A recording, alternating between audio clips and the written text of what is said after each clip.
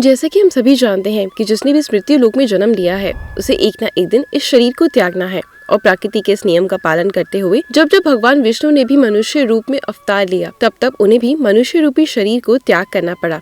आज के इस वीडियो में मैं आपको भगवान विष्णु के राम अवतार से जुड़ी ऐसी ही कथा के बारे में बताने जा रही हूँ, जिसका वर्णन रामायण में पढ़ने को नहीं मिलता। अर्थात आपको ये भी बताएंगे कि माता सीता के धरती में समा जाने के बाद प्रभु श्री राम कितने वर्षों तक पृथ्वी पर रहे। प्रभु श्री राम के देह त्यागने से जुड़े प्रसंग का वर्णन पद्म पुराण में पढ़ने को मिलता है। जब माता सीता धरती में समाई तो प्रभु श्री रामचंद्र सहित परिवार के सारे सदस्य शोक में डूब गए और लवकुश के साथ वापस अयोध्या के राजमहल लौट आए। फिर कुछ समय बाद देवी सीता के शोक में श्री राम की तीनों माताओं का देहांत हो गया और वो सभी अपने पति दशरथ के पास स्वर्गलोक चली गई। देवी सीता और माताओं के चले जाने के बाद भगवान श्री राम कठोर ब्रह्मचार्य व्रत का पालन करते हुए लगभग 11,000 वर्ष तक अयोध्या करते रहे।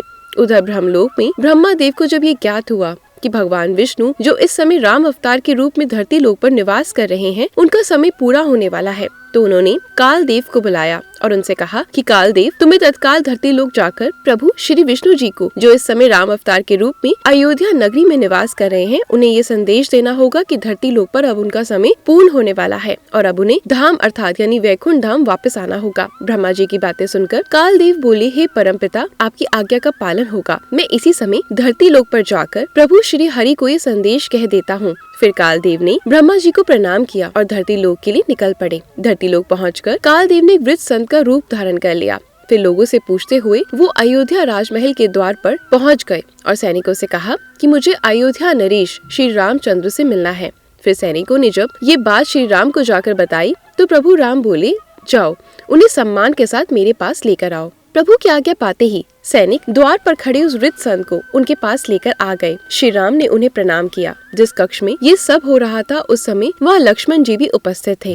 रामचंद्र जी ने उस वृद्ध संत से पूछा कि हे ब्राह्मण, कृपया करके बताएं मैं आपकी क्या सेवा कर सकता हूँ। ये सुन संत रूपी काल देव बोले, हे राम, हमारी और आपकी बातें अकेले में ही संभव है, इसलिए अपने भाई लक्ष्मण को यहाँ से जाने की आज्ञा दें। साथ ही वचन भी दीजिए कि हम दोनों के बीच की वार्तालाप को जो भी कोई सुनेगा फिर उसमें बाधा डालेगा उसे आप मृत्यु दंड देंगे। संत की बातें सुनकर प्रभु बोले, ऐसा ही होगा। और फिर उन्होंने लक्ष्मण को इस कक्ष से बाहर जाने को कहा और ये भी आदेश दिया कि वो कक्ष के दरवाजे पर पहरा दे। इसके बाद लक्ष्मण जी अपने बड़े भाई की आज्ञा का पालन करते हुए उस कक्ष के बाहर निकल आए और कक्ष के दरवाजे को बंद कर पहरा देने लगे। उधर लक्ष्मण जी के कक्ष के बाहर निकलते ही वो वृद्ध संत अपने वास्तविक रूप में आ गया और प्रभु श्री राम को प्रणाम करते हुए बोले, तीनों लोगों के स्वामी सर्वप्रथम मेरा प्रणाम स्वीकार करें। प्रभु आपके पास मुझे परम पिता ब्रह्मा जी ने ये कहने को भेजा है कि आपने जिस कार्य हेतु मनुष्य रूप में अवतार लिया था वो कार्य पूर्ण हो चुका है और इस अवतार में आपने अपनी जितनी आयु निश्चित की थी वो भी पूरी हो गई है। अब वो समय आ गया है कि आप अपने परम धाम लौट जाएं। आपके ऐसा करने से सारे देवता गण भी निश्चिंत हो जाएंगे। काल देव की बातें सुनकर प्रभु श्री राम मुस्कुराते हुए बोले, महाकाल, मैं जानता हूँ मेरी ही इच्छा से आप यहाँ पधारे हैं। मैं स्वयं ही अपने वैकुंठ धाम लौटना चाहूँगा। आप ये संदेश श्री ब्रह्मा जी तक पहुंचा सकते हैं। इधर जब भगवान राम और काल देव के बीच जब ये सारी बातें हो रही थी, महर्षि दुर्वासा को आता देख लक्ष्मण जी ने उन्हें प्रणाम करते हुए बोला, हे महर्षि, मैं दशरथ पुत्र लक्ष्मण हूँ, बताइए मैं आपकी क्या सेवा कर सकता हूँ। तब महर्षि दुर्वासा बोले,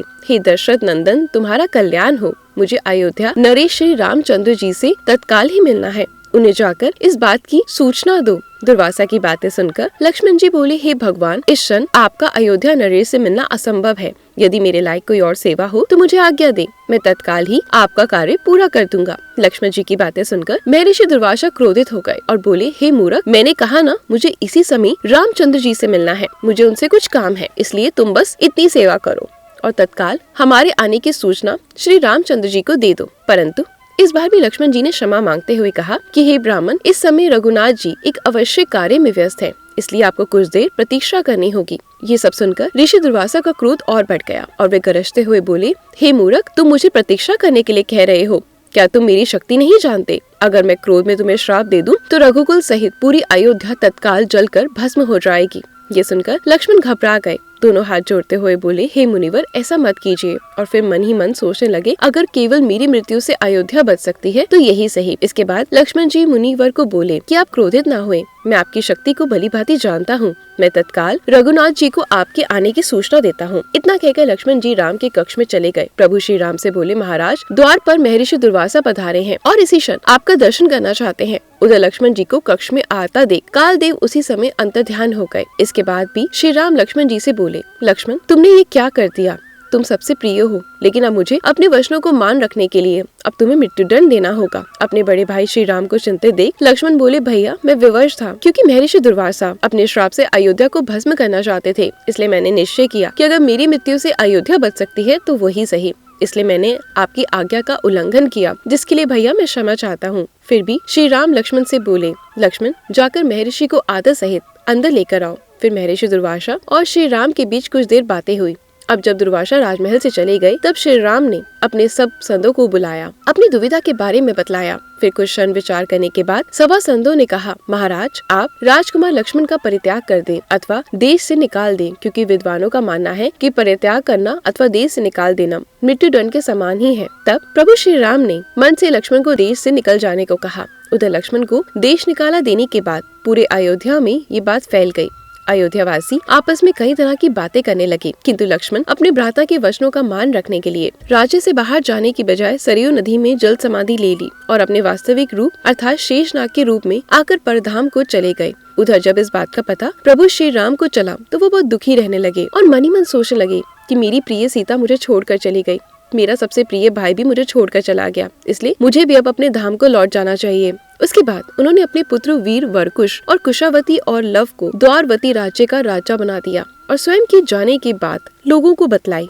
उस समय भगवान श्री राम के अभिप्राय को जानकर विशेषण सुग्रीव, जागवन, हनुमान जी सहित सभी वानर उनके पास अयोध्या आ गए और श्री राम के साथ वैकुंठ धाम जाने की जिद करने लगे। तब श्री राम हनुमान जी से बोले, हे हनुमान, तुम मेरे साथ वैकुंठ धाम नहीं जा सकते, क्योंकि तुम्हें तो सृष्टि के अंत तक मेरे नाम का महत्व लोगों को बताना है।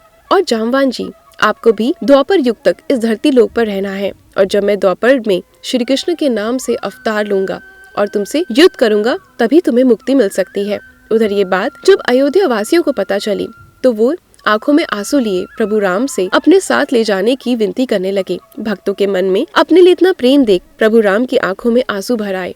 उन्होंने सभी की विनती स्वीकार कर ली। फिर अगली सुबह श्री राम अयोध्या के नागरिकों के साथ सरयू नदी की ओर चल पड़े। सरयू नदी के तट पर पहुंचकर श्री राम जल के अंदर देह त्याग दिया और विष्णु रूप में प्रकट होकर सरयू तट पर खड़े नागरिकों को आशीर्वाद देकर अंतर्ध्यान हो गए। तो दोस्तों, आज की हमारी ये कहानी आशा करती हूँ आपको बहुत पसंद आई होगी। ऐसी ही और कहानियाँ देखने के लिए हमारे चैनल को सब्सक्राइब करें, लाइक करें और शेयर करें।